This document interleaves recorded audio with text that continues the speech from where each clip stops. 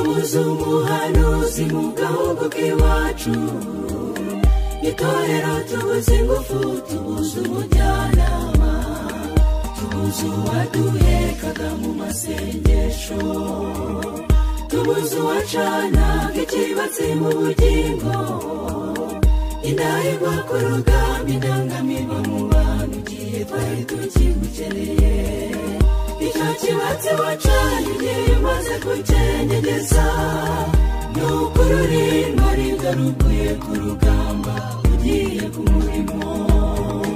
Waratubaniye we, uyu murimo wa data niwo wubayemo nk'icyangwe, natwe abasigaye iki kibusigaje tuzakomeza kucyusa nituba tugihagaze.